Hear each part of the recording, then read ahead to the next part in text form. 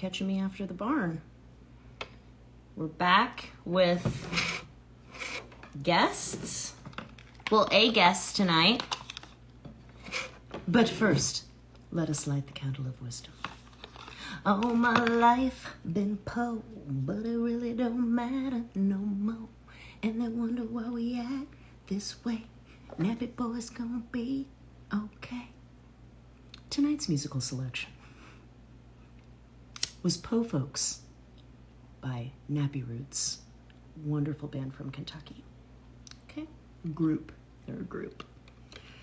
All right, let me let in the hounds. Denise is... You can't hear me at all? Really? Hold on.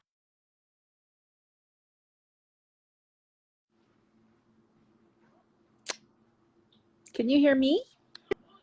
You can't hear me? Yeah. Okay. I missed the song. I was like, no. It was, well, I'm going to save it. Okay. Because hopefully, I don't know, maybe I'll just have to edit it out and then I'll do a voiceover of the song. But tonight's musical selection was Po Folks by Nappy Roots. So you'll have to look that up, Denise. You just know I don't know that one. I'm really ornery today. I don't know what's going on with me. I'm just like, I'm on one, as they would say. That's all right. So let's see if I can. Oh, I can see that she's found us here, I think. Hold on, I'm looking for her. Hello. That wasn't even hard. Oh my! It's only because I have my tech department here. Ooh, on screen. I like that. Tech department, otherwise 15? known as husband. No, that's not 15. That's an adult. Yeah. Well, thank your tech department. Yeah, I appreciate his willingness to help us. So everyone, this is Melanie. And Melanie, I want you to say your name for everyone so that I do not mispronounce it. Yeah, Trecek-King. Okay, well, I was going to mispronounce it, so I'm glad we went with it. Everyone does, it's fine. And Denise, do you want to tell everyone why Melanie's here or what happened behind the scenes with us? And then we can let her talk about what she does. Yeah. So the dog world is a shit show. There's my one swear word for the day, right? But I think it's fair. I think that's a pretty fair, and a lot of it, somehow, I don't even know how I found your stuff. Somehow I stumbled on it. Maybe Jerry sent it. I don't know. But anyway, and I started to notice that on a regular basis, you are talking about and describing the world we live in. So, people, there's a fence, right? So depending on which side of the fence you're on, if somebody says something, if it aligns with your side of the fence, yay, yay, rah, rah, and the other side, boo, boo, boo.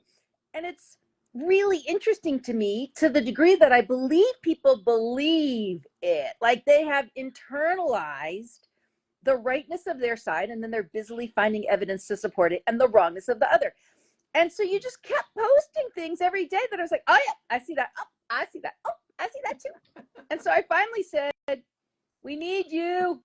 Our people need to hear and think about some of these concepts. And I mean, for myself, when I read about something that you talk about, I actually, I think about myself and I think, okay, where do I fit in that? And then that helps me to become more wary of it and be a little bit more immune. I still do it. I can watch myself doing it, but I think I'm just a little bit more careful. So that is why I really wanted to have you here, so you could talk about how we come to the things we think about, why we hold the beliefs we hold, how we search for evidence.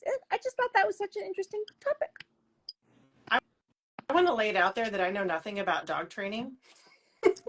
I love that. I love seeing how we can apply these things you talk about when you really don't even realize, like she said, everything you're saying, we're like, yes. Maybe you'll find yourself in a whole new group of people that you can have access to that need to hear what you have to say. Well, I want to hear what you have a cat, and I remember when I talked to you about this, you said, oh, it's a little bit like the people who talk about indoor cats versus outdoor cats. And I was like, Yes, that's exactly what it's like. Mm-hmm. Because I've Yeah. I'm actually, my background is ecology. And as an ecologist and as a cat lover, wow, the battles get really heated over that one. So interesting. two worlds Wow, collide, huh? ecology. That's really interesting to me. Yeah. Okay, so what else do we need to know about you before we start talking? Like what are the key points of Melanie? Well, I am just full on cat lover. So there's that. I love to travel. And I love to talk about critical thinking. So I suppose here we are. Yeah, I think I'm pretty boring otherwise. That sounded really fascinating to me, actually. You can get a lot done in conversations with critical thinkers and with people that are honest and aren't so attached maybe to their ideas because of that critical thinking. So to me, you sound quite interesting. I think Denise would probably agree with that. I And do. you're among friends. So, okay, I wrote down 5 things because I knew that, again, all of the stuff that you say resonates, but I wanted to pull out what I thought was the most relevant stuff to what's happening in, the dumpster fire of the dog world, is another way to say what Denise said earlier. The first one is the rule of logic. So, can you talk a little bit about that? Because we often get in trouble in the dog world with, well, logically, well, can't you rationally see? Doesn't this make sense to you? And that seems to be a good starting point for me, for everyone to kind of let's jump in there because some of the other stuff it gets a little bit. I think everybody can follow along, but definitely we need to look into this more after the interview for sure. Yeah. And actually, can I just ask a big picture question here? Because you keep talking about it. Am I limited by the curse words I can say? I need to know that in advance. No. This is just a Okay. Denise Jerry thing. It's like a personal improvement plan for me. Okay. So I'm trying to get the numbers down, but I'm not Oh. a cold turkey kind of person. I'm more harm reduction. So That I'm just trying to was get it. See, look, I learned that from you.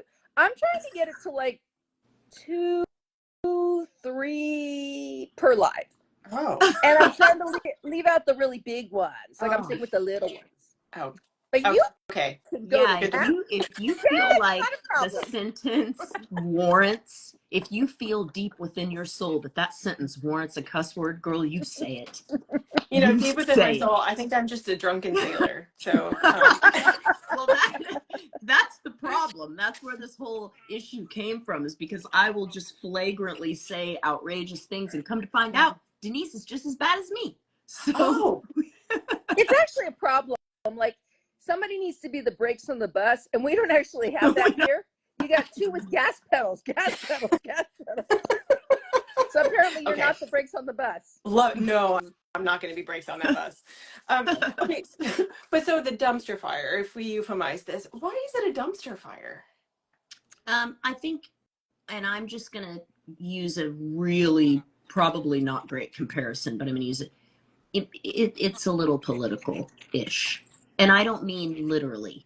I don't mean, well, sometimes I do mean literally, but it's like the difference when you look at politics, how you could call that a dumpster fire, because there's liberals and there's conservatives, and then there's some independents in the middle. That's probably a bigger group than we realize, but they're going with it's that kind of thing where over here we have people that believe in a particular line of thought about training dogs that's actually very broad.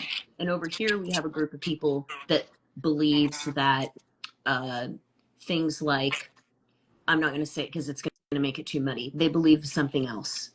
And Okay. so instead, and then there's a lot of people in the middle that are moderates and they can kind of see both sides, but they're just doing what they're doing.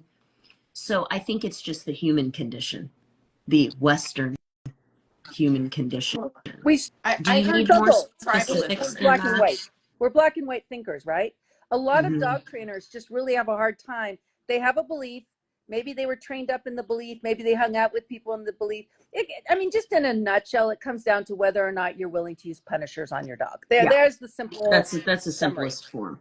And some people feel that so strongly that you must never under any circumstances, and they build all of their arguments around that. And there's another group that believes that you should use them maybe a lot, maybe a little, but some, and then they build all their arguments. And watching people pick and choose which science they're willing to talk about, how I've actually been very impressed by the ability of people to apply critical reasoning when they don't like what they're reading. Like, it's actually amazing to me, because I thought people lacked the ability to critically reason. And then I'm like, oh, you do not lack the ability to crit. You just choose not to use it when it's not in your best interest. And so that's the kind of thing.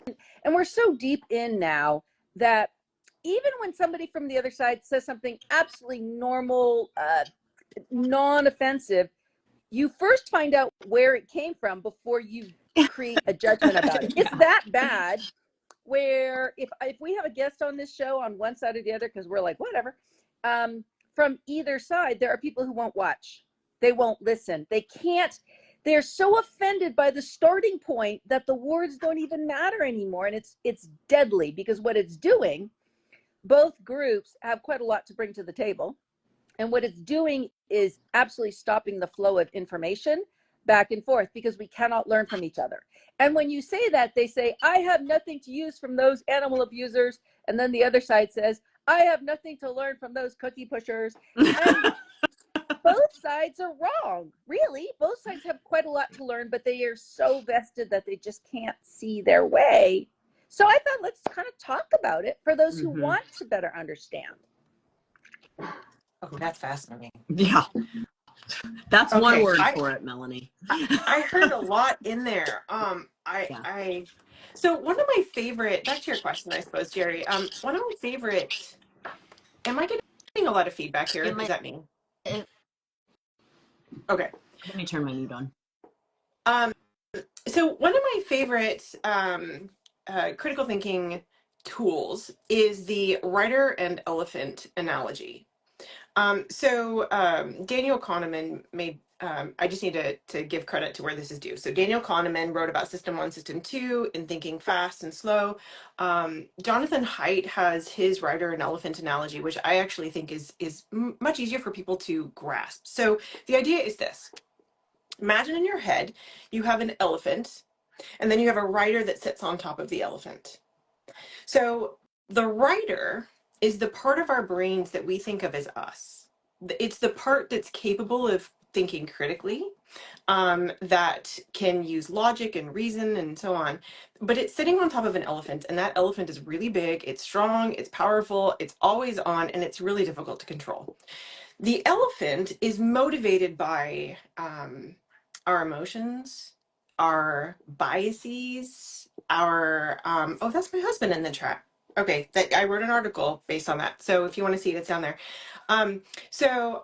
It's the fast thinking, our intuitions, our self-interests, our tribal identities, our personal identities, whatever it is, it motivates our thinking. So when we're faced with information, we like to think that our writer goes, wait a minute, is that true? Let me think through the evidence and come to a logical conclusion. But actually, what usually happens is our elephant jumps to a conclusion based on our cognitive biases and emotions and all those things.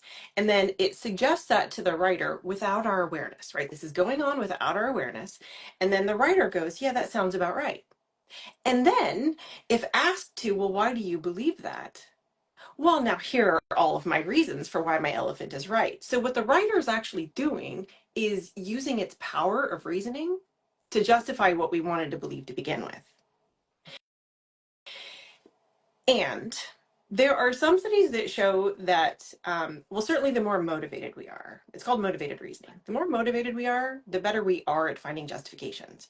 And some studies actually show that the smarter we are and the more educated we are, the better we are at finding justifications for what we already wanted to believe. We basically act like, so our writers are kind of like PR departments or lawyers for our elephants. And so they can get really good at finding the reasons. Like you said, Denise, people actually are pretty good critical thinkers. When we're really motivated, though, and dog training and I mean, what you're all doing, it's an emotional issue. And apparently it's a tribal one as well.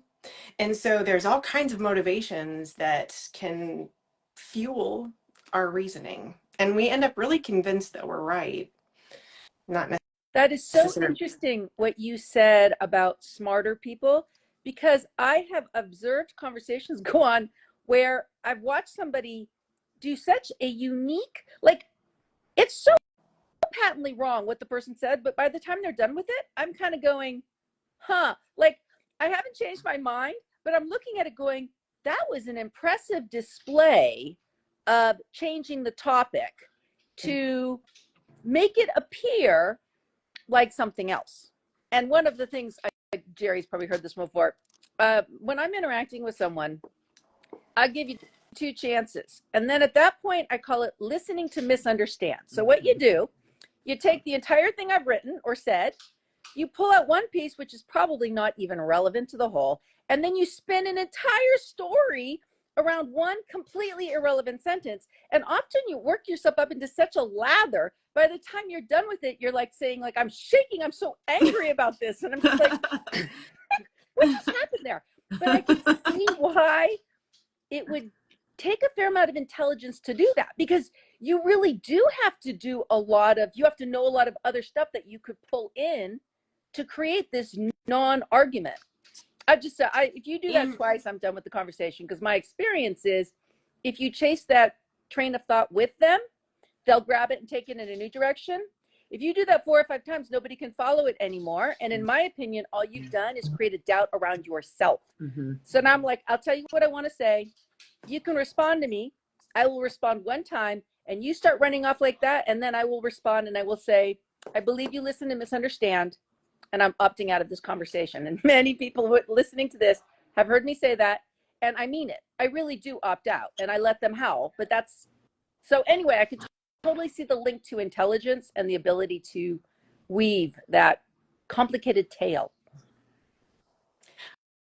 I just heard a really good, I would call that a red herring fallacy. If you know the red herring is the distraction technique. I pull up the squirrel, like from Up, the squirrel, like I'm gonna look over here and gonna chase it. And if you keep chasing, sometimes the point that they're making is relevant, but it's blown out of proportion. Sometimes it's completely irrelevant. But other times, like especially if they've gotten a piece that seems like it might be relevant to what you're trying to say, then yeah, before you know it, you're chasing them all over the place. And so that would be one of those times where I might bring somebody back and say, well, actually, my point was this. Can we talk about my point? I'm happy to have this other conversation later, but that's actually not relevant to what I'm trying to say here. How does that vary from a straw man's argument? What is a straw man's argument? A straw man is a misrepresentation. So, like, I might say, I love cats. And you might say something like, well, so you hate dogs. Oh, yeah, we talk about that. Yeah. There's a lot of straw man going on. Like, I would make a post that says, I believe that everyone has a place here in this industry. And someone would comment, so you believe in corporal punishment? What? Yeah, where did you get that? Yeah. It just sounds so silly now that we have you here and we're hearing that these things have terms and names. And okay, so that's a straw man. What's a steel man? Okay, so a straw man is a misrepresentation. And straw man arguments are one of the easiest ways to try and discount an argument that you don't like. Meaning, if I don't want to actually address what you're saying, I just misrepresent it and then like drop a mic on it and go, see, I won. But that's not what I said. So a steel man is the opposite of a straw man, in that if you actually want to have a good conversation, try to steel man their argument. Try to make the argument so that they might actually have said that themselves. So what I hear you saying is this. Did I get that right? Right? Get to a place where you could represent their argument in a way that they're happy with before you try to address it. Oh, I love that, because it also forces people to take a deep breath and actually listen, because otherwise you're going to get it wrong. And then the person can just keep coming back and saying, you're close, not quite. And you could actually, I love that, just to get people participating in the accuracy of it. Oh, that's just brilliant. That's great. I will remember that, adding it to my list. That that got me. That made me giggle.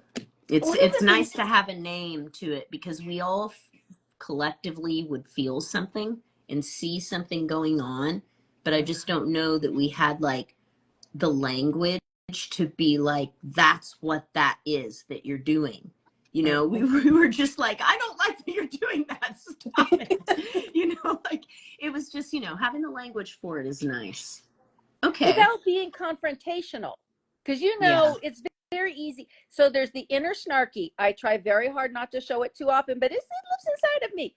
And then there's the adult Denise that tries to shut most of the time. But usually the inner snarky and I have to have a conversation before the words come out on the paper, because otherwise you go the wrong direction. Because the inner snarky wants to say, can you help me understand how me saying I love oranges means I hate apples? Like, can you work with me on that?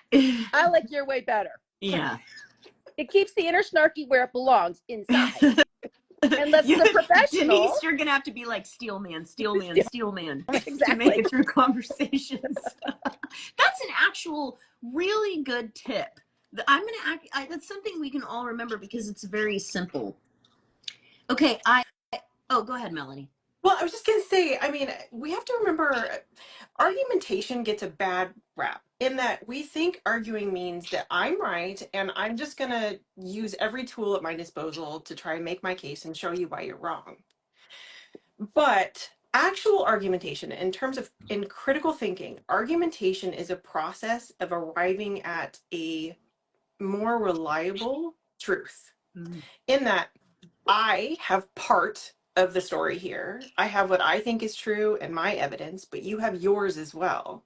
And so argumentation is a collaborative process. We're on the same team trying to get to a better understanding. Yeah, that's a great way to think about it, but it takes a lot of effort when people are so deep in the hole. I mean, some of the political stuff coming out now is just like, whoa, I think I need to walk away, because there's no moving forward with what I'm looking at right here today.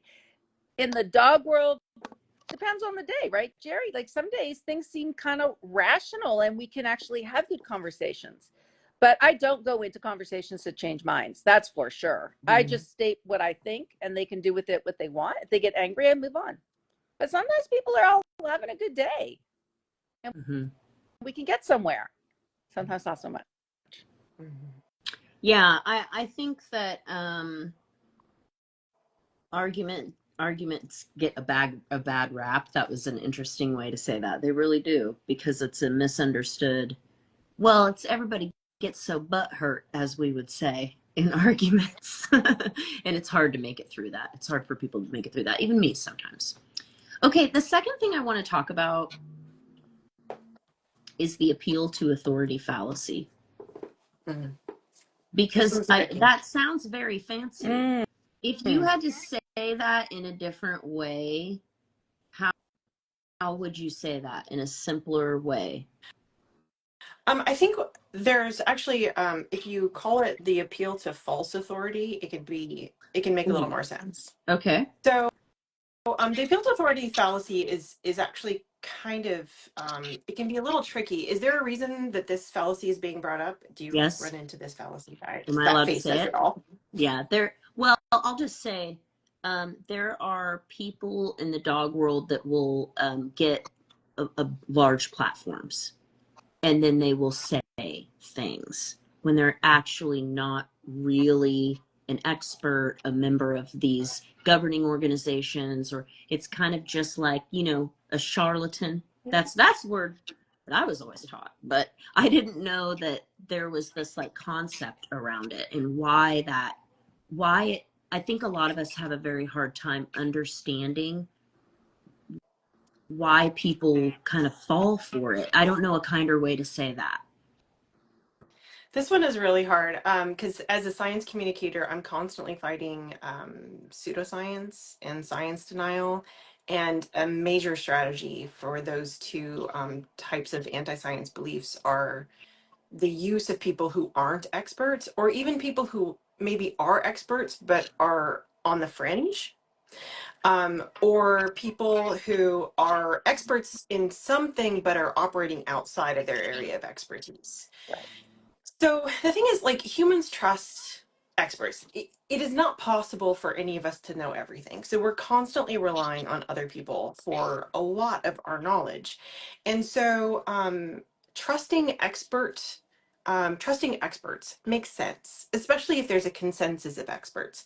But then that means that people who appear to be experts can um, ride on those coattails and pretend to know something when they really don't. And most people, like I'm thinking in super, right, But like you're saying a lot of words that are ringing that, yeah, this person is riding on the coattails of an imaginary scientific consensus yes. of their own crafting, of their own liking. So what I try to remember though is people outside of my area, how do they know who an expert is? So it can be difficult to know. Like if you're not in, climatology, then how do you know that this person's an expert, but this person isn't? And put a doctor in front of somebody's name or put them in a lab coat, and people will pretty much believe anything. So appeal to authority is when someone is making a claim. Let me back up. There's a difference between experts and authorities, right? And the appeal to authority is when somebody says it's true because I said so, as opposed to an expert should be able to say, here's what we think we know based on this, and here's the evidence for it. Right? Here's the conclusion I got to, and here's the evidence to support that. So the appeal to authority, what I'm imagining here in this case is people who like have a dog and they train their dog, so they think they're an expert in dog training, and they're able to, maybe they're charismatic and they get lots of followers on social media, and they're able to say, Jerri, I am jealous of your followers. I'm trying to crack 10,000. I'm working really hard. Guys, make sure you're following her. Follow her. But I see why you have so many. Wait a minute, I can't hear you. Just I like it that way. I was just Wait, saying, mute her again. That was fun. You, you just act like an idiot, get a lot of stuff wrong, dance around, you'll get there. That's my advice. That is so not true. If you follow, there's a few things. One, if somebody's talking crap in the comments and is not making any sense, her ability to get to the root of it and very nicely pull it back, like the kind of stuff we're talking about, is, I thought I was good at it. You are like expert level. And secondly, your ability to tie what is relevant in dog training to life is pretty big. So you deserve all your followers. But Melanie deserves 10,000. So we got to make sure that people follow her, because your stuff is really important. People need to understand these things. Like, so what we do a lot in our industry is we say, well, science shows. This is a daily event. Science shows, and then the person fills in the blank. And then you say to them, can you show me the science? I'm asking for a citation. They never, ever have access. And believe me, I'm very pro-science.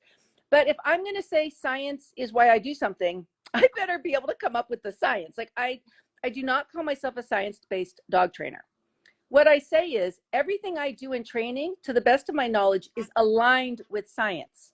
But it's not because of science. It's because of how I grew up. It's because of how I think about dogs. It's 100 different things. But I'm not science-based because I haven't seen enough science that convinces me to approach it one way or the other. And then when you ask, this is just because there's only so much science out there that looks at very specific things about how to train a dog. We don't have a lot. So I say, well, I'm not, as far as I know, I'm not out of alignment. But if somebody says science says, I'm the first one to say, I don't even care if I agree with the statement. I need the citation on this one. I need to see it. And they never come up with your citation. because it's Yeah, just the become it's a science. buzzword. The science. It's a It buzzword. said. It's a buzzword. It actually reminds me, Jerry, of what you said at the very beginning, that your first question that I don't think I ever answered, but it was about logic, and people will say, well, logically this, and I'm being logical, and you should be logical, right? Because logic, no one wants to think that they're not being logical. No one wants to think that their beliefs aren't supported by science. So what we do instead is our elephant finds a way to convince ourselves that we're being logical and that our beliefs are science-based. And my problem is, as a science educator, you can find a study that says pretty much anything. And so it's not the better question is, like, how good is that study? What actually does the study show? What was their methodology? How big was the sample size? Were they control? There's all kinds of questions that one needs to ask. And then what is the quality of journal that they published in? Has it been replicated? Has it been is it their conclusion supported by other studies and lines of evidence? And so yeah, diving into a particular study can be a little bit challenging, but I mean, just back to it is a natural tendency to want to say that, like, well, science says this because I think it's true and I trust science. The question for me, back to the rider and elephant, um, when I'm talking to somebody else and they're throwing those things at me, there's a tendency to engage with the arguments they're giving you, and I understand that. Um, but to me, the question is, what is motivating that? What is underneath their elephant is telling them something. Like, it's not just me and them in a conversation. There's actually four people in the conversation. I have an elephant and so do they. um is my elephant in check? And drill down to what their elephant might be telling them, and connect. You probably have more in common at the elephant level than you think, and so connect at that level. Try to understand what might be motivating their selection of facts, why they're saying science says something, and chances at a better, more productive conversation. The science. Okay, what do you think is okay, so let's keep going with that. What are some solutions when you see like a problem like this, like en masse, like when you look at our industry? Is this the best solution, to make this information just available and invite people like you to talk about it and try to get this information out? Like, what can we do on an individual level, and what can we do kind of as a group of reasonables? Because there are a lot of us. There's a lot of reasonables, but they have been made to feel afraid to speak out and to talk about, some of these things. And so it's easier to go Why are along they with the afraid? group. Denise, I guess, do you want who to are they Because afraid of? say what that is? Denise has experienced far more abuse than I ooh, have, which is shocking and astonishing. quite a lot. But she has. It's if you say something that is not aligned with your tribe, then you um, receive it's kind of a combination of shunning, ridicule, and once that happens, they'll bring in anything. Like, it doesn't even have to be about Anything. the talk at hand. You'll be like, what's that got to? She drives what kind of a car? Like, it'll be like that. It's just like, straight what? to ad hominem, which is on my list. It gets ugly That's a big fast. one. And so what happens, and I have advised people who have sent me a note saying, I agree with you and I want to support this publicly, but I'm afraid. And my response to them is, do not support me publicly, because you're a young and upcoming trainer. It doesn't matter if people come after me. I'm going to be fine. I'm an old lady. You know what? It doesn't matter anymore. But with these young trainers who are trying to develop themselves and all, they do need to be careful, because, like, I can think of one person who, she did something someone else didn't like, and that person publicly said, you did such and such a thing, I will never refer to you again. And that's painful on a lot of levels. And it was over something which I thought was kind of on the trivial side. But the point is, the tribes are so distanced from each other. Even who you talk to, like Jerri and I, because you're not old, Jerri, but you're an old soul. We just don't care. We're going to bring people on our show who we want to talk to. We don't care what tribe they're in. And then you get private comments from people saying, I can't believe you platformed, and then fill in the name of the person. And I'm like, you know what? I want to hear what people have to say. Even people who don't think like me. Let's hear what they have to say. I don't think I've gotten any private comments because people I think viewed slightly differently than Denise. I don't really know why. Like, we mostly train the same. Mine is like, a rudimentary preschool level, and hers is a little higher, but but we're similar in the way that but I haven't gotten that, which is also very interesting to me. But Well, she's involved in a group that I'm not involved in. I'm not in the sport world, which is comprised of a different demographic of people. So she gets a lot more comments and like mean stuff. That's just like, I know. I'm pretty hardened. I mean, it's okay.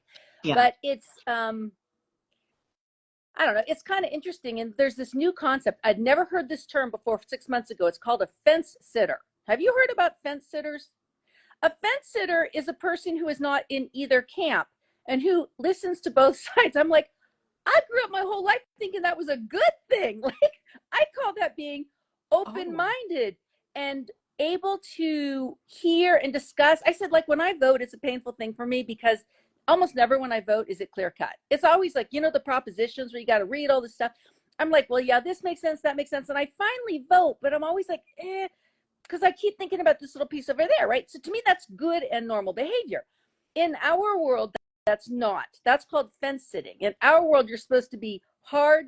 You're on one side or the other. So I'm a fence sitter. And I think it's so funny that people throw that out as an insult, because I'm like, I take that as a compliment, not as an insult.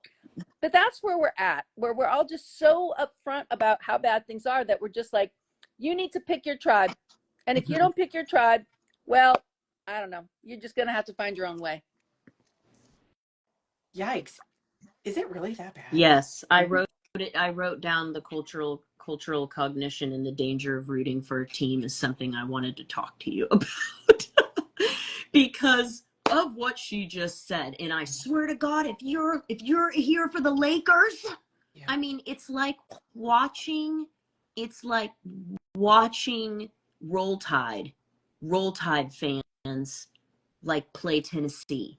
And you're like, and real, there's like this deep seated, I mean, there's a group, one of the groups of people that we're talking about, technically we're in by just on paper, we're in that group, and they're mean to us. And we're being attacked we're by our sitters. Own people, our own tribe. So like, because we talk to others. It would be like if we had like our LSU jerseys on, and then the other team was like, you don't love the Tigers enough. I saw you shake hands with that Bulldog fan. I swear to God. Is your daughter going to school there? I can't even talk to you anymore. It's like, it's that bad. It's probably worse. It's a tragedy because there are millions and millions of dogs in this country. And a lot of them need help. They bite people. Millions of people every year bitten by dogs. Millions of people living with dogs that they don't know how to help. And because we can't act like adults and start to learn from each other and share information and just relax, it's okay if you learn from the enemy, we are much less effective at helping these people. Plus, when they realize how absurd we all are, they're like, we're completely losing our status as professionals. It's so embarrassing. It's an embarrassment because we don't act like professionals. Like, a professional should not be attacking each other. Disagreeing, no worries. It's not but we funny. really shouldn't be. We shouldn't be attacking each other. And so, but that's why we wanted you here, because I think it's helpful for us to put words to ideas, or to talk about things like, I am super careful about how I present my ideas because I don't want to inadvertently harden people into their positions. Like, for me, it's all about, here are things you might want to think about. And then I really try to just walk away. I really work at not convincing people, because experience has taught me it just makes it worse, right? So I just, Here are things to think about. Have a good evening. Yeah. It's like, And I try to follow in that suit too, because we just have realized over time that all we have to offer, and I think that this is why this is such a staple point in recovery. You only tell your story. You don't tell other people about their story or how they're doing it or what they got going on, because it's their book. You know, it's their thing. But we can share our story and what's happened to us, that we've learned, like lessons that we've learned and things we've come to and wisdom that we have from those experiences. And really, that's about it. And so I just step into the comments and I drop something in there, and then I'm like, later, because I've learned if I stay and I go back and forth, I'll straight up lose a friend. I'll lose a friend. I almost did the other day, and I had to message her and be like, girl, I don't care about none of this. I love you. I'm sorry. And she said the same thing. Like, she was like, I don't even know. I was like, it doesn't matter. It doesn't matter. We're still friends. It doesn't matter. Because we just disagreed about something within dog training.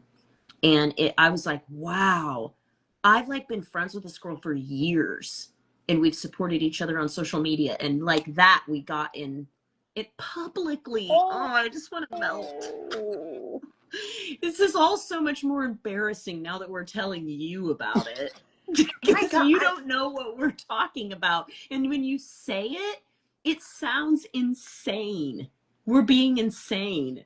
Well, the thing is, like, you're all trying to do better by dogs. Like, Yeah. you all have a fundamental cause in mind, and you're all really trying your best. And you want what's best for the dogs. And wow, this is just fascinating.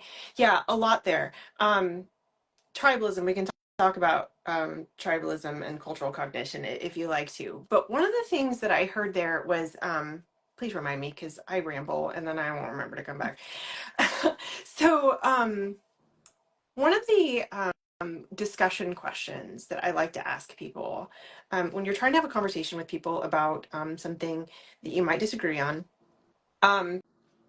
first, you want to make sure that you want to engage, right? So who is this person? Is this something I actually want to engage on? Do I want to do it publicly, or might this be better privately? But let's say that you do want to engage. First question, how confident are you in your position, in your belief? Like, put a number on it, 0 to 100%, 1 to 10, whatever it is, put a number on it. And avoiding the extremes is really important, because as one of the things about knowledge is that we almost never know for certain. And so we need to keep that in mind when it comes to how we accept our beliefs, in that I think this is true provisionally, but I'm willing to change my mind with evidence. We should always be willing to change our minds with evidence. Holding beliefs too tightly is an impediment to that. Next question, so 0 to 100%, but avoid extremes. So let's say somebody says that they're 90% or 95%. You could ask them, why are you so confident? But if you do that, what they're probably going to do, well, they're going to find evidence to support their position, and they might actually end up being more confident after doing so, because I have all these reasons. Right. So instead, ask, why aren't you more confident? Oh. So you say you're 90%, why aren't you 95%? Because that asks them, it encourages them to think of their own reasons why they might be wrong. Like, I could tell you why I think you're wrong, but that's my reasoning. It's not yours.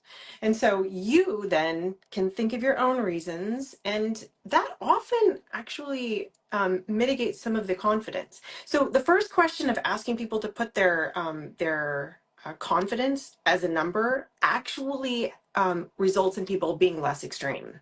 And then asking them for reasons why they might be wrong reduces the extremism even more, and leaves then a point of a room for a conversation. Well, one of the other questions follow up there.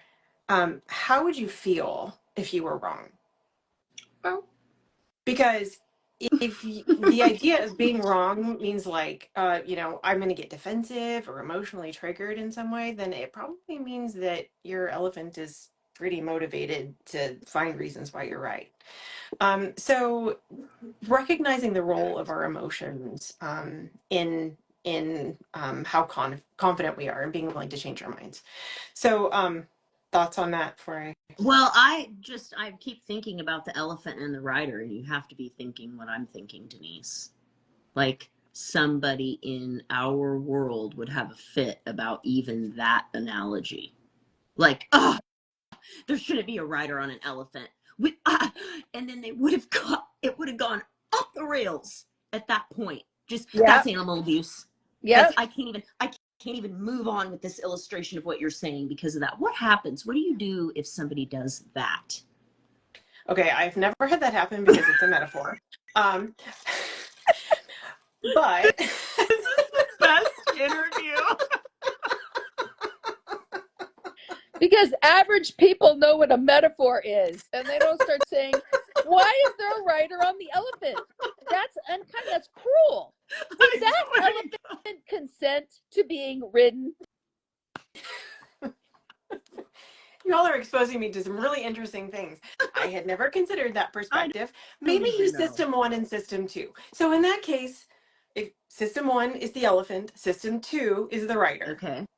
That's system 1. We could simplify things. Somebody thinks, bring her See, back. I thought the rider and elephant was the simple version. I mean, I do love this idea, though, that if you ask somebody, what makes you think you might be wrong? That really is an intriguing kind of thing to think about, because like on an emotional level,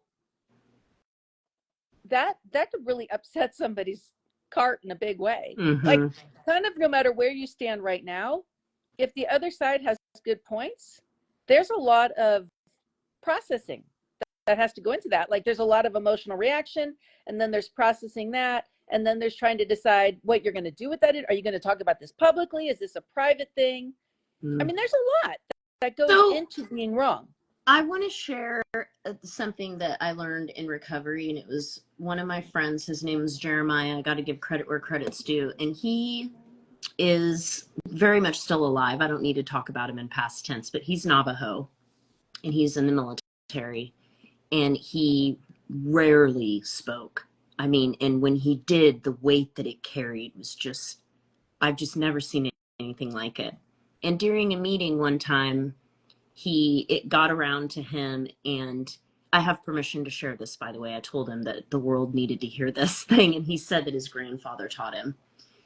But he always asks himself 3 questions before he engages with somebody. If he hears something that's like, where he has to take pause. So the first one is, does it need to be said? Does it need to be said, period? Yes or no? So if the answer is yes, you can move forward. Does it need to be said by me? Yes or no? And then the third one was, does it need to be said by me right now?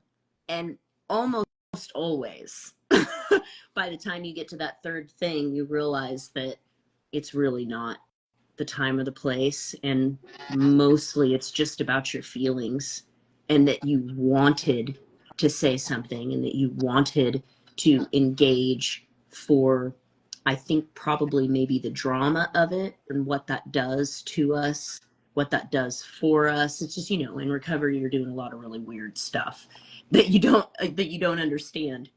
But when Even you though were it's the talking, in-group, it reminded me of what you were just saying, and those like little tips or those 3 little things that you just said. Yeah, it seems to me that if you're looking at, like, on social media, if you're looking at a comment thread and your point of view has already been represented, you can move on now. Like, you can. Like, Yeah. if you don't have something to add to that hasn't been said, if you scan the whole thing and you go, yeah, my position's well represented, you can move on. It's when you have a different perspective that it's interesting, I think, to speak up. Or if somebody has said it and you're close, but you want to add, because to me, this is obnoxious, but I'm going to say it anyway. I have the most amazing social media followers. I think I have one of the best dog accounts on Facebook and on Instagram. And it's because people aren't there to fight. They're there to have a conversation. And they have a wonderful way of adding to conversation. So they take something and they say, hey, I love how you did that. I know when I did that, I added this and it really helped. And then they'll say, like, is it okay to say that? And I'm like, of course, because you're not really talking to me, you're talking to all of us, right? There's this huge number of people who are just reading. And so I think I have really amazing people, because that's how they use social media. It's not just me too, me too, me too, me too. It's adding and growing the conversation in different ways. And I think it's super cool. I'm super proud of that, actually. Mm-hmm. And I think it's really cool to watch that engagement and how people do that and how they walk away, I think, feeling better about themselves after they've engaged in these normal conversations. And you always got the renegade, right? The 1 in 100 who shows up from I don't know where. They don't tend to stay because they don't get what they want on my wall, because we don't encourage it. But they say something completely random. And every once in a while, somebody starts to engage with them. And I'll just say, hey, just so you know, I think this person might be 18. Like, that usually stops the conversation right there.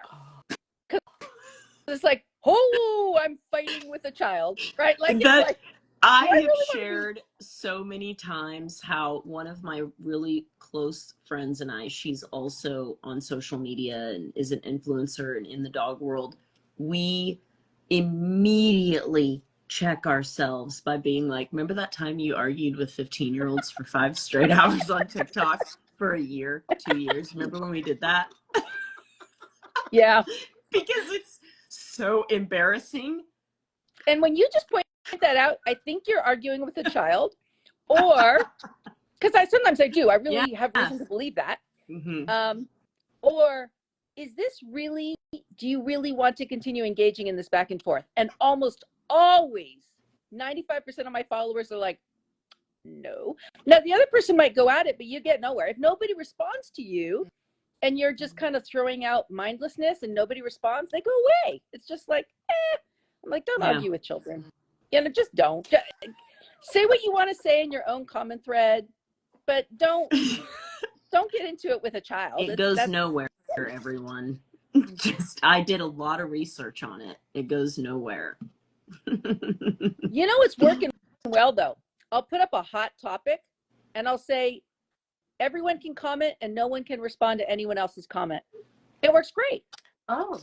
Yeah, because then they say, I broke the rules one time. And then Jerri shows up. I have to discipline Jerri, of all people. And so in the description of how it's going to work, I say, this is the topic. You can say anything you want. Nobody may respond to your comments, even to be nice. There are no response, because I'm not going to sit around figuring out if you're being passive aggressive. It's like, we're not doing that. And if you do, I will delete the comment with no conversation. Now, I almost never have to delete. I would say 1-2%. Those threads are fantastic because people they just lay it out there. This is what I'm thinking. This is what I'm feeling. This is what I see. And nobody else can say a word. Now, they can start their own comment with a different perspective, but they may not refer back.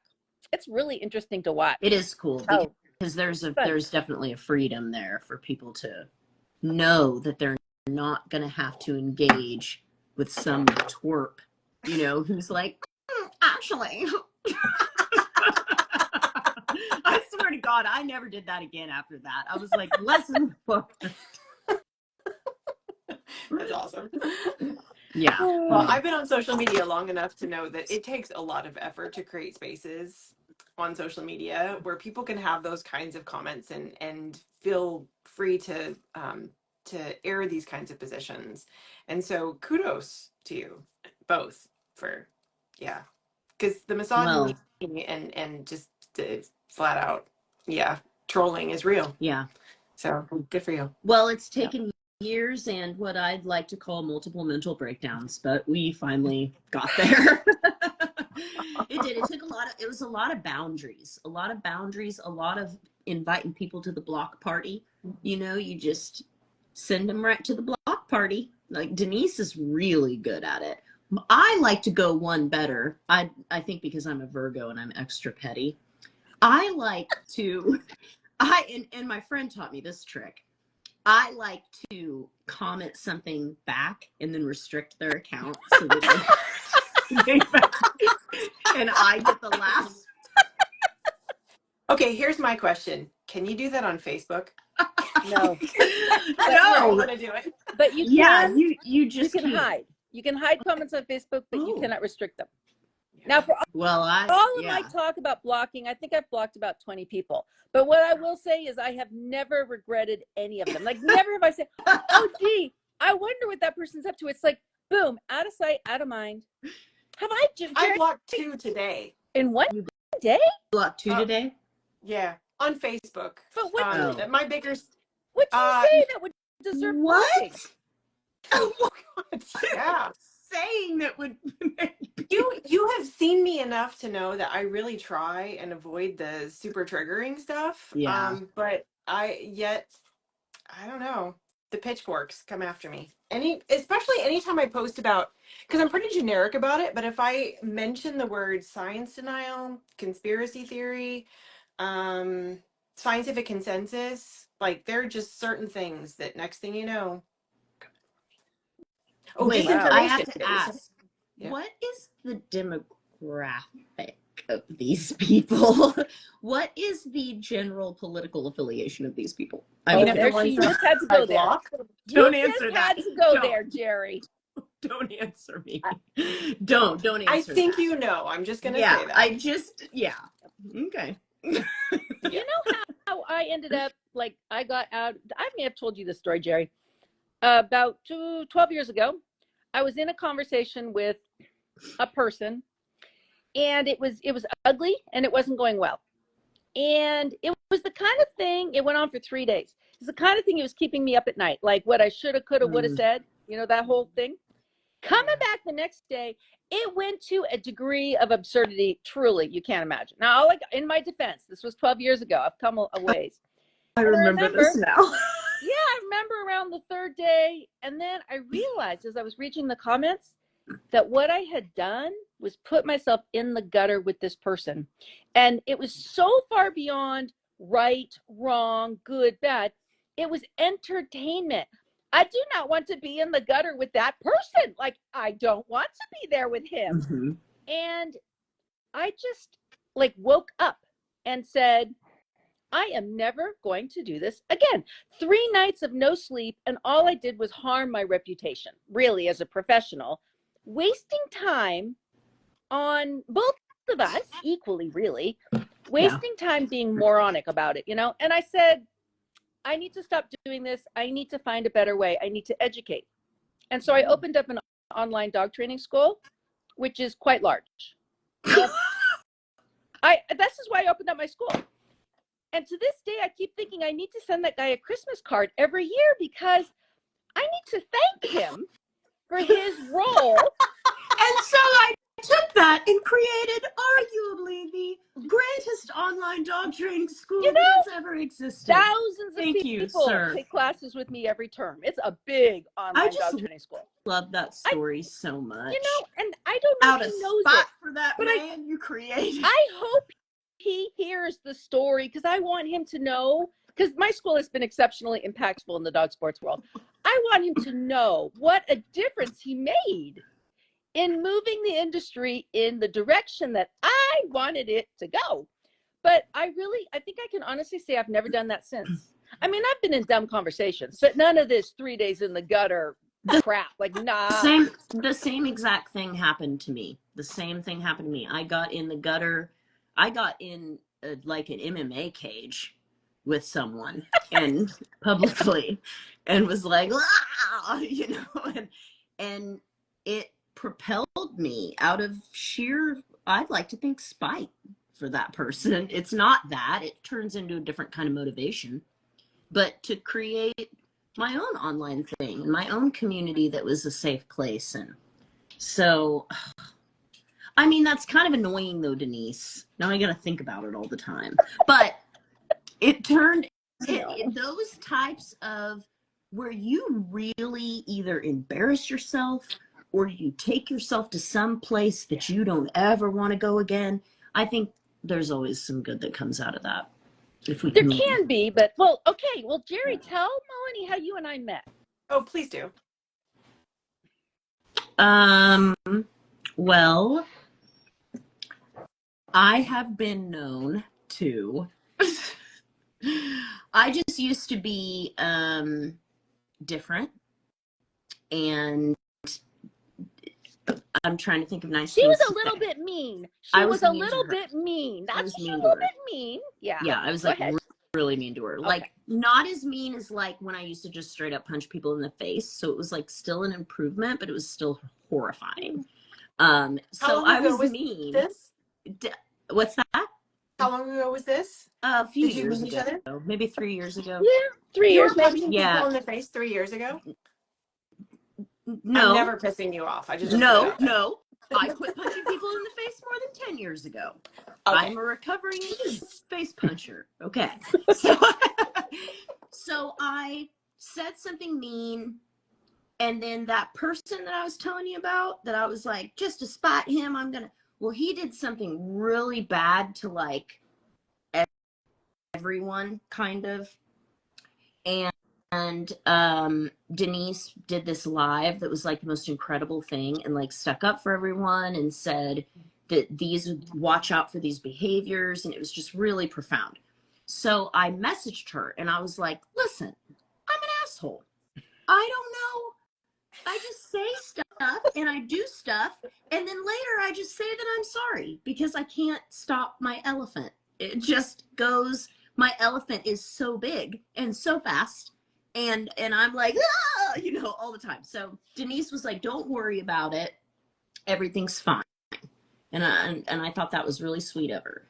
And then over that, we realized like, oh, we actually have a lot in common about the way we think about stuff.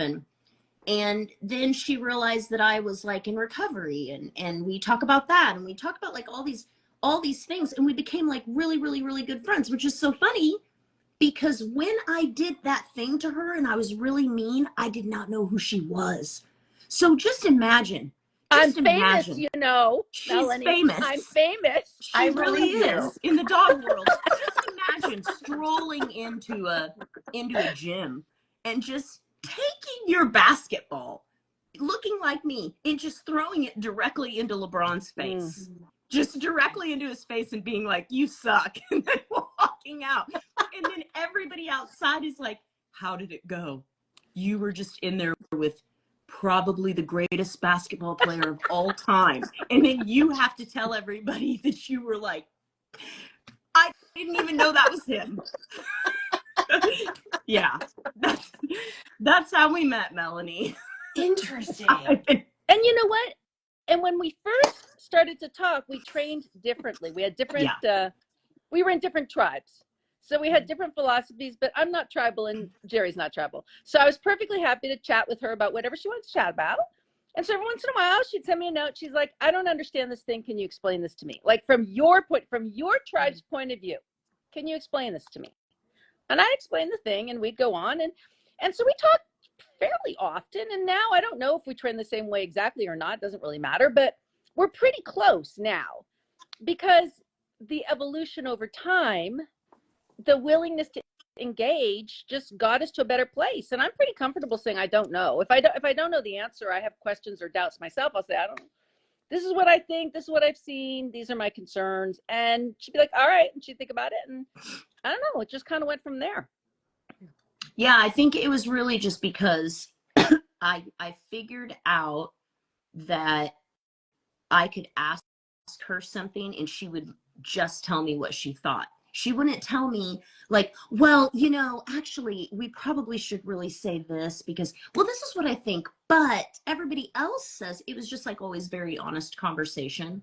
And I tend to try to keep people like that really closely to me. Like it's not an accident how I've developed my character like this. It's because I have people like that around me. It's because I watch people like you on Instagram, and I'm kind of obsessed with what exactly is going on with us socially all the time, because it can be very confusing. So, well, that's good to those who are later joining. When I look at Melanie's stuff, I put it in my stories a lot. So some of you guys have seen her stuff. If you don't think about the dog world when you're looking at some of the stuff she's talking about, I don't know what to tell you. Like, you're not in the dog world, but there's so much that you'll read it and you'll go, oh, wow, that explains a lot. Or it gives a name to something that I don't know. Actually, I do have a question about that. what's it called, or is it called anything? So for example, I'm in the dog world, right? And so what does that mean? I see all the worst problems. I don't see the happy people with the happy dogs. I see everything going wrong, right? Just because of my puddle. And I'm aware of that. And so when I talk to dog trainers, they're like, oh, things are gotten so bad and all that. So then my question is, well, have things gotten worse, or are we just inside it so we see it from a different perspective?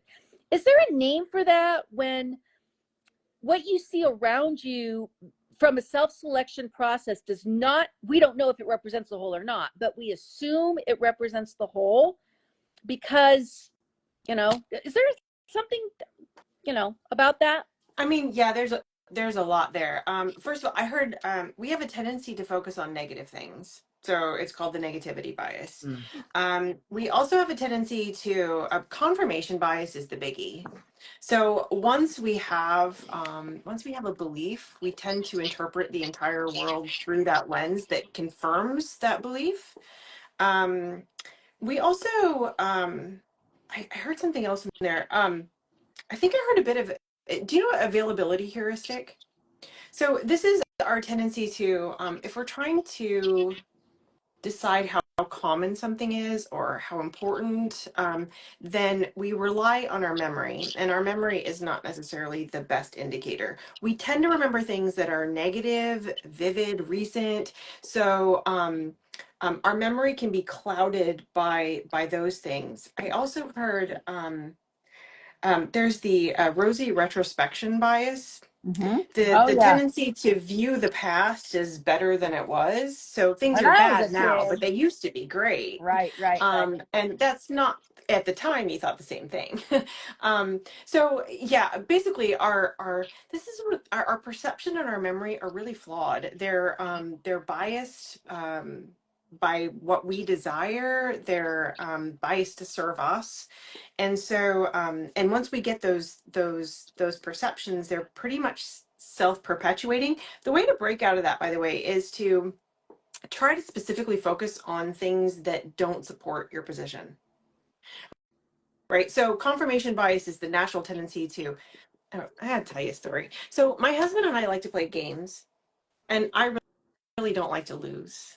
And so like I'm I'm not a good, my mom is not a good loser, and she's a terrible winner. Like it's just bad all around. I'm just a bad loser. And so we go to play this game, and I'm like, oh my God, here we go. You're gonna beat me again. Right? No, you win every time. And he's like, what are you talking about? You win all the time. Like, no, you beat me all the time, right? Because that's what I remember. Right. And that's more important to me, and it fuels what I already believe is true. Yeah. And so here we go again. Now here's the thing, he's been keeping score, so we Right. actually know what the long-term score is, and it's something like, he's in the comments, so he's probably going to come in here, but I want to say it's like 90 something to 60 something. I win all the time. I win most of the time. But then he'll tell me that, and I'm like, well, but you won last time. No, That's he actually, I just didn't. said. He said recency biased in the comments. I swear to God, he just said that.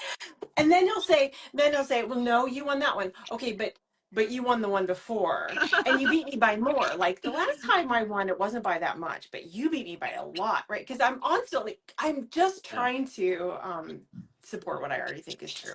So anyway, the point is, could it be true? Like, could the perception that it's worse in the bubble be true?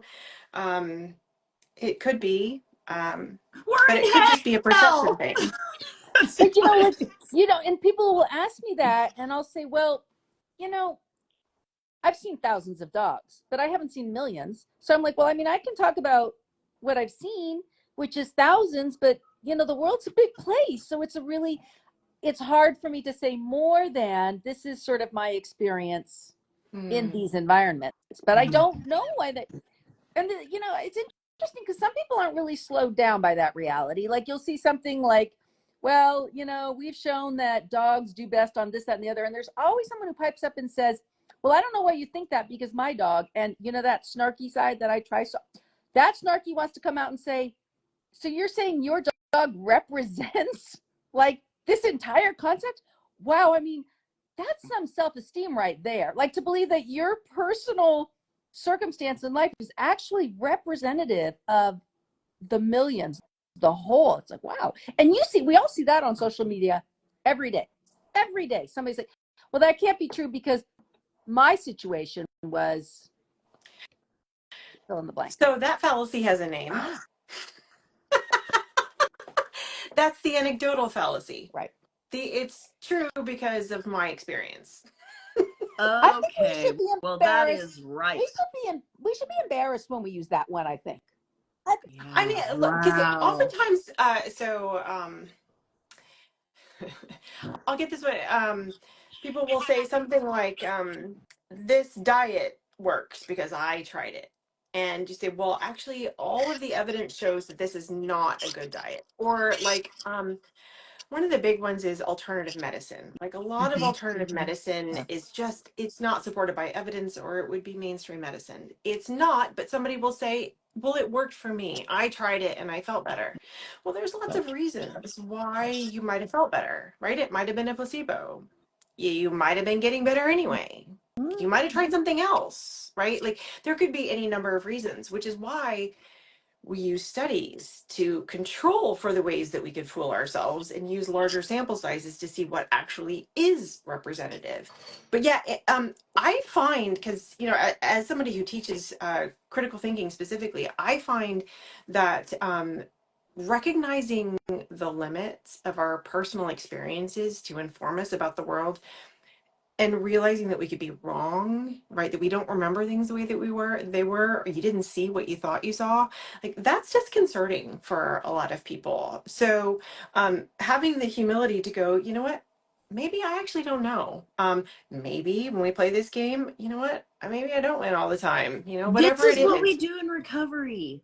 We'll say something, but then we're like, but also, I don't know what I'm talking about ever. So, or like, but also, I used to live in a bush. So, and you say, like, you check yourself, like, I have been right about so many things. It shocks me. My intuition has been so on, but I've been wrong about so many more things, like consistently, painfully. Yeah, but And I'm so it glad helps. that you just keep going. See, I don't think being wrong is a bad thing. Yeah. Just keep going. Like, I was wrong, move on. Next, I was wrong again. Because my thinking is, if 10 times you're wrong 9, but once you're really right, like there's right, and then there's like, wow, this is really important and worth pushing and discovering. It's worth being wrong 9 times, as long as you're just not a jerk about it. But I mean, look, you come to really good places, right? So I think the ability to just keep getting up, try again, getting up. Like dog training is just right for this, because you do something and your situation improves, but there could be 100 reasons why your situation improved that has nothing to do with your intervention. And many of us recognize that. It was a different day, it was a different setup, it was different food, it was the dog got older. And so I find it really interesting to try to isolate those variables, maybe with the next dog that comes along, and say, well, let's do it this way, and let's just see what there is to see. Or sometimes you can do with the same dog, you can go back and forth. So, I put this collar on the dog and he pulled. I switched to this collar and he didn't pull. All right, well, let's go back to the first collar. Let's try this third collar. Let's go a different route. Let's do all these things and just keep collecting information. Like, I don't write it down, but just in your brain, like, I wonder. And I think that leads to interesting places, even while you're wrong a lot as you go. Like, I tell people all the time, being wrong does not bother me. I just wasn't right, but that's okay. Well, Tomorrow, maybe I'll be right. if you were wrong, you're less wrong now. See what optimism? That's such a good point. We are very optimistic. Tomorrow I'm going to be right. Oops, maybe not. Tomorrow, the next day I'm going to be right. Well, the thing is, it is almost 100% that we are not right about everything we think is true, right? We're wrong about something. What is it? Like, if I knew, I wouldn't be wrong. Oh, that's But I kind of don't fascinating. know. So I need somebody else to point it out. But I need to be open to changing my mind. I need to be open to learning. And if all of my beliefs are true 100%, and I'm not going to change my mind, I'll tell you. It's a tough spot. So when I teach, I don't teach a lot anymore, but when I teach like in a conference or something, you get however many people in front of you. And most people are kind of nervous, and there's a lot going on when somebody's in front of you in a seminar situation. So they're already nervous, and you'll say something like, okay, I don't want you to give your dog any more food. And they'll say, I swear to God, they'll go, okay, as they hand their dog a cookie, right? And I don't say anything about that. I don't say a word when they do it. What I'll do is I'll say something like, okay, I want you to take your left hand and put it on your hip, because they can't feed their dog and keep their hand on their left hip at the same time. And well, I try to find an incompatible alternative. Alternative And then, behavior. I do. I do. And you know why? I tell people She's afterwards, training the people. I'm training the people. And I say, the reason I don't point it out when you're wrong, if you paid money to see me, I am hard pressed to believe you were just being a jerk. Like, it's hard for me to believe you paid all that money to stand in front of me and give me grief. You're doing your best. Mm-hmm. So I'm like, well, I just have to find a better way to communicate what I'm trying to tell you. And I'll go through an entire session, and then people at the end will go, that was amazing, because I was watching and I realized you said the same thing 4 different ways, because they didn't understand it the first 3 times. And you didn't tell them they were wrong. You just said it a new way and a new way. And eventually they got it. And I'm like, yeah, there's a lot in there for you for dog training, because it works with dogs too. You don't really have to tell them that much what they do wrong. You just have to rephrase what's right. And eventually they stumble on it, and then life is good and you can go on. But it's just this idea that they're not trying hard enough. You got to be kidding. They're paying money to see me. Why? What makes you think they're not going to try? It's that there's no motivation to just be difficult for the sake of. That's so rare. People just don't do that. They just haven't learned it yet. I just put something together in my head, and you all have probably already been there, but for me, it's like a really big deal. So, I've had dogs in the past. I do love dogs. I'm just not responsible enough for a dog. Like, if I'm being honest, I am not home very often, and I have to take them outside all the time, and like cats much more suit my lifestyle. But anyway, I've had dogs and I love them. I've taken them to dog training, and what I remember was the dog training was really about me. Like, the dog is one thing, like, but if you take a dog to dog training and you don't train the person, then you're kind of wasting your time, right? That's what I remember. Please correct me if I'm wrong here. But also, then, the reason that you had me on here, if it's about training the people, then it's also about the people understanding themselves and being able to talk to each other and get to better conclusions. So it's about teaching the person critical thinking so that they can train their dogs better. I think that's pretty much right. It's about training dogs, and I think in our industry, because we really are in a bad space, I would say my life got a lot better when I became more aware of my own behaviors, biases, all those things. Like, when I just became a nicer person, my life got a lot better. And so I really like to introduce people to some of the things that I think helped me become a better person. And college for me was a big one, because I grew up in a very self-righteous family. We were always right. We knew everything and everybody else was wrong and stupid. And that's a big thing, right? 18 years of always being right and the neighbors always being wrong. And college kind of knocked that out of me and sort of showed me that there's actually a much bigger world out there. And I did study social psychology and sociology. And all of a sudden it was like, okay, wait, this isn't quite what I thought. And it was dramatic for me, changing my way going forward. And this kind of stuff, I thought I was going to be a professor of social psychology. I loved the experimentation. I just was fascinated by the stuff they were looking at. I would go through life, I still do, thinking up studies that I would do. Like, I wonder what would happen if. And I'm just like fascinated by that stuff. And I want other people to know about it, because I think it helps us be better people to each other. Mm-hmm. I could definitely see you being a professor. I would be like in the front row of class, accidentally throwing paper wads at your face so we could later be friends. I want to know what kinds of studies you would design on people. Well, it's been so long, and a lot of them are probably not allowed anymore. So the one thing That's why I asked. well, okay, so here's something that intrigues me. So the Milgram studies, the ones where they had people walking in and shocking people. Oh, the super short, yeah. right? But they weren't really shocking people, but they thought they were, and half the people were basically frying the shit out of people. So, I've thought, at the time I was in school, I looked at those studies, and for years I thought about how that would have ruined those people's lives. Like knowing that they were capable of such terrible, abusive people, of things. And now that I'm kind of old and something, I realize those people weren't ruined at all. Their brains would have very carefully explained to them why they had done nothing wrong and why there was nothing to worry about. And that I only came to in the last several years, realizing that I'm sure they're not damaged. They do, or they get to a point where they're able to like really look at what they did. That'd be The awesome. alternative is that, and then they integrate it. Like, yeah, like they really, and then they use it for, you know, empathy for other people. That would be a much smaller percentage. Yeah. But yeah, they're just going to rationalize it and move on. The I've seen ability is people amazing. rationalize the most wild stuff. That's So the have I. elephant. And that was They're rationalizing the elephant. That's their elephant. The elephant is the rationalizer. Oh. The elephant motivates the writer to rationalize So something. that's what I would want to study now. The process that people go through to integrate things that they do that are just truly unkind. We're watching that also in the dog world right now. Really mean-spirited things done to other people. How does their brain come to incorporate those behaviors at the same time that they believe they're a decent human being? So how do they resolve the cognitive dissonance of what is arguably horrific behavior online towards other people? How do they do that and not feel terrible about themselves? Because it's pretty blatant. I don't think would you say it's pretty blatant, Jerri, that people are pretty awful to each other? I mean, and I just wonder how that happens.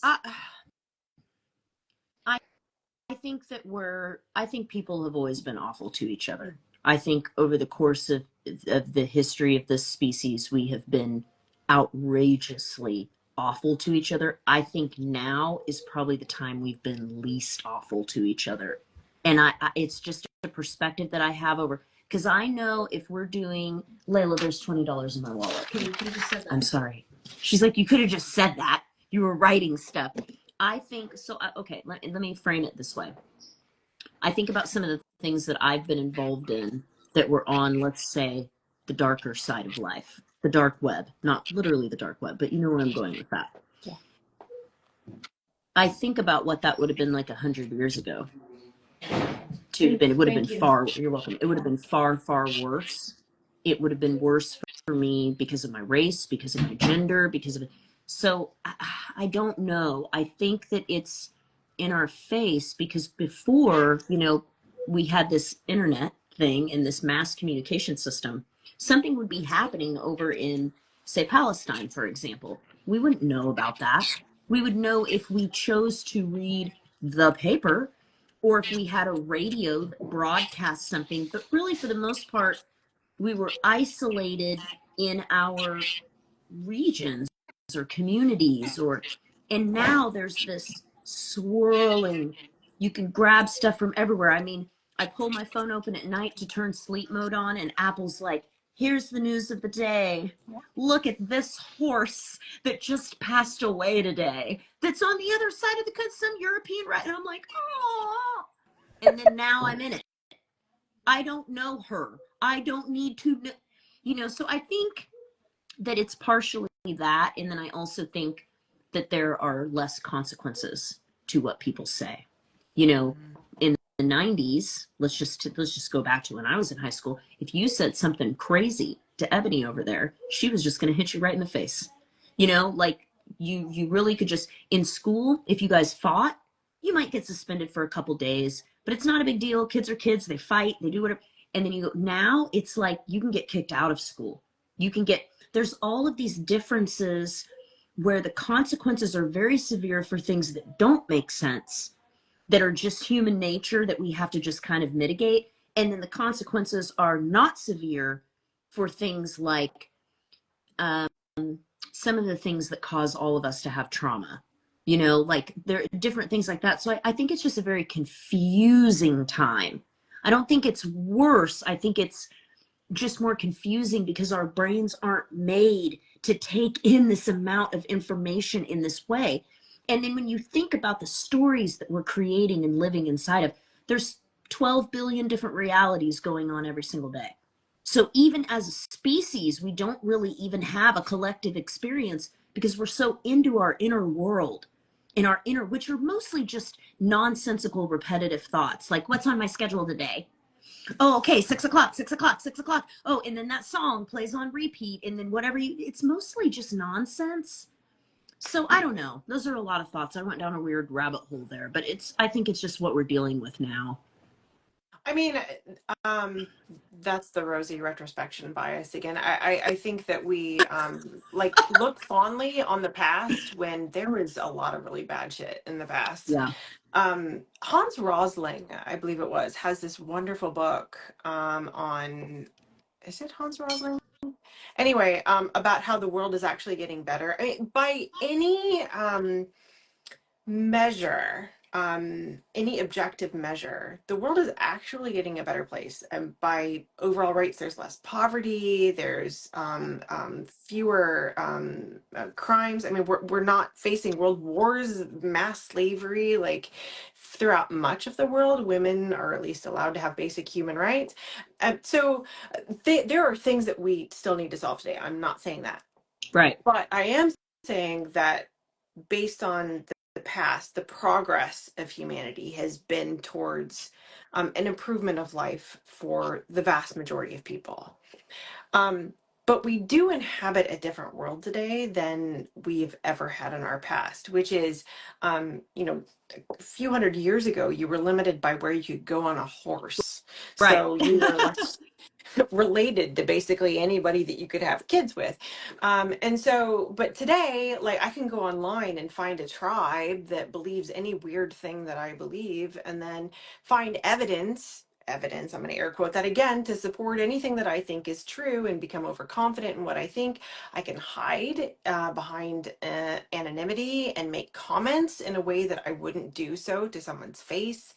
And there's so much information online coming at us that we haven't, research is helping us understand how to deal with it, how to find the good stuff, the problems of falling with the bad stuff, the characteristics of the bad stuff. But most of us haven't caught up to even the research that we have. It's just a grand experiment that's playing on us. And so there are differences today, but I'm sure that like our greats, whatever, said the same thing about the printing press and Right. about the telephone. Yeah. So Actually, I remember that. My parents used to do a lot of the when I was a kid. I actually think one of the coolest things about getting older is that I can say that. So, and youngsters listen to me. Like I can go over on TikTok and say, well, 40 years ago, and they're like, I think that's awesome. Like I actually lived through those things. I don't feel like I'm that old, but obviously I am. Also, And the 80s and 90s were awesome. I thought It so. might be a bias on my part, but oh my God, they were fun. Well, yeah, because I was kind of naive young. And that was good. Heading off to college, and yeah, it was a good time. Who else is really glad that we didn't have cell phones and social media at the time? I made a story the other day. I said, listen, I turned myself into a big like Boba Fett or something. It was like a big jiggly monster. And I sent my friend, it was me talking though. And it's basically just said, look, dude, if we would have had this in high school, immediately in school suspension every single day. Oh God, immediately. I would have been sending snaps, making fun of my teachers. I was already in school suspension all the time anyway. So if you would have added that, it would have been permanent and followed you the rest of your life. Ha to them now. Well, you know what's great? Every single thing that I had on the list, we like organically talked about. The rule of logic, appeal to false authority, ad hominem, confirmation bias, and we also learned about negative bias, rosy retrospection, recency bias, anecdotal fallacy. Oh, and then we talked about cultural cognition and the danger of rooting for a team. We learned about the elephant, the rider, and then how to engage with someone and 3 questions of how to engage. Damn! And next time, Melanie, we got to bring your husband on because he's been down here in the chat adding all sorts of stuff. We got to just bring him on next time, okay? Oh, we ought to pay him for moderation for that. Way cuter and more interesting than I am, to be fair. Well, he did a great job. Yeah, no, super. Everybody should bring their own Fantastic. moderator. Well, everybody, thank you so much for coming. And that was just such a fun interview. I did not expect to be, not that I didn't think you'd be funny, but I didn't expect to laugh that much. It was really nice to talk to somebody outside of, this snow globe that we're kind of in sometimes, and to see that a lot of this is just really actually funny and silly and nonsensical and that there are names for this stuff, and it's not just us that's experiencing this, and how we fall into these things was really, really interesting to me. But even more interesting was how we get out of it and solutions and things that we can do. So I love this. This is so great. I know. We're We're going to definitely have you back. Oh my God. We have so much more to talk about. I have to say, you two are awesome. And I'm so glad you reached out to me. Like, I just love you two. And I'm so glad I'm following both of you now. And like, please reach out to me, because I need to hang out with you two more. Yeah. Well, I'm in the San Francisco area. So if you're heading down through this way, send me a note. Come on out. You'll never be heading down the way that I am. But if you randomly find yourself in Kansas, I'm here for you. You're in Kansas? Yeah. I live, in Council Bluffs right now. I'm sorry. I'm in Bellevue, Nebraska. Where? Bellevue, Nebraska. Really? I was like, my husband's family's from here. My family's from Iowa. What? Nobody is ever close to where I am. Here. Oh, that makes me so happy. I don't know why I thought you lived in Florida. No. I don't know where I got that. Maybe I saw you on a dock and was like, oh, that's definitely Florida. Okay. No, I live outside of Boston. Where are you, Denise? San Francisco. Okay. I'm going to be in Vegas next week. You're in Vegas. Ooh. Oh, it's only 11 hours away. Way closer than Omaha. Immediately know the distance to Vegas. Because that's somewhere I would actually go, and I have somebody I fly out regularly from there, so I have a clue. Yeah, that one I know. All right. This was awesome, Melanie. We'll do it again. Thank you so much. It has been a blast. We're going to have you back, and thanks everybody for watching our crazy hour. Thanks, guys. Bye-bye. Oh, wait. Everybody smile so we can take our smile. Okay, we did it. See you guys later. Bye. Bye.